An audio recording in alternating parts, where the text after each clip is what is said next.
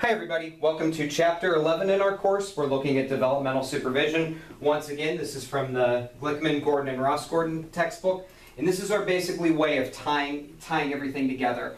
We're going to talk about how to integrate the models and how they really can be on a continuum, but I really want you to see the idea that my opinion is in a dream world you stick to directive informational and you stick to collaborative. The other two, I find it difficult to implement them. We're going to look at the models very briefly. There's going to be case studies that you can look at on your own, but I don't want to put those as lecture, but if it's something you want to look at and determine what you would do, I think that's an approach you can take. So we have three phases. Now that we know the four models, we have to choose the best one, we have to apply it, and we have to make sure that we give teachers the increase in what they're capable of doing. So I present to you a graph that was in our textbook, but I think it's a good one. It's one that really shows you when you do each of the approaches. If you've looked at all the other slides, well, you know you have all this, just in each different chapter, but you can look at this together, and this ties everything that we need to know perfectly together.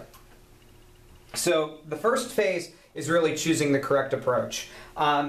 As we said, it's according to what the teacher's capable of doing, their developmental level, their ability to listen to directions, what you know about them as an employee, how they interact with other teachers, and basically their competency. You can look at this through in the conversations you've had with the teachers informally to know what approach works best with them. Different people have different approaches in order for them to be effective in their positions. So one of the things that you could be looking for here, and I think this is a good list, you can look at to see how much concern the teacher shows for their students, how they really build relationships with students. Do they reflect on their practice? Do they give the students choice? Do they use a variety of different methods? Are they flexible? Do they give actual data on student learning and provide adequate and appropriate feedback? Do they understand the culture of the students and the culture of the environment? And do they understand their own personal improvement? And do you use data to understand how the teacher is performing? So the other thing is how they work with others. And how you play with others really depends on how you supervise somebody. Some people just don't get along well with others, and that's just a trait that people have. This could be, even if they don't get along with others, do they have concern for the school and for the community? Do they understand the big picture? Do they see the instructional program as something that benefits everybody? Do they talk with others? Are they part of working with other teachers to improve not just their classroom but the school as a whole? Are they involved in the school? Do they go to extracurricular activities? Do they seem to have friends? And where does their place in the classroom really relate to the overall improvement of the school? So we have to look at the possible areas of concern of the teacher. Does the teacher know what they need to be doing? Have they looked at different things as to why they're having problems or struggling? Do they have an idea of what the solutions are? Are they clueless? If they're clueless, then you have to give them choice or you have to take control. If the teacher's smart enough to think on their own and you give them autonomy, well, then that's something you can do as well.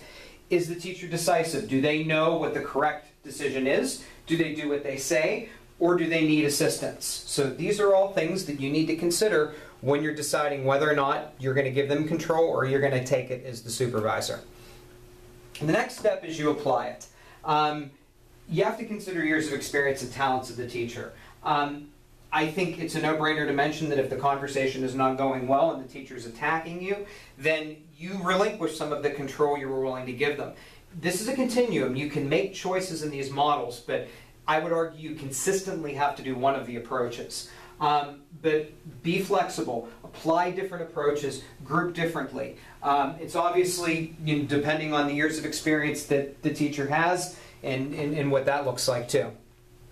So the other possibility here, you can look for new information about students and learning, try to find different strategies and find ways to solve problems.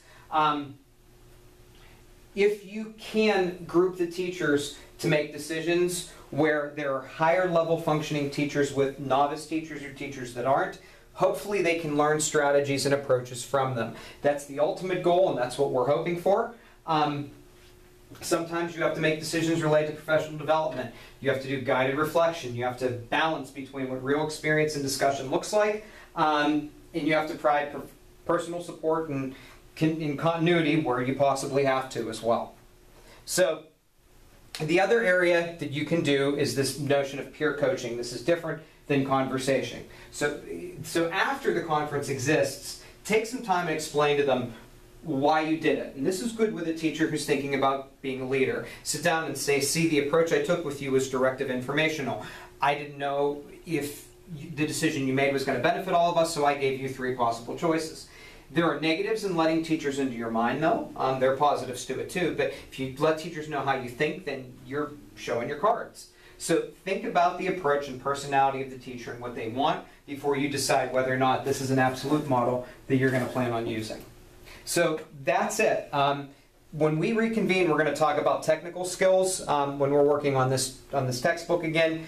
As I say, keep plugging along. There's going to be more theory when we're looking at Glickman, but it's going to be theory involving technical skills, professional development, and that type of thing. Thank you.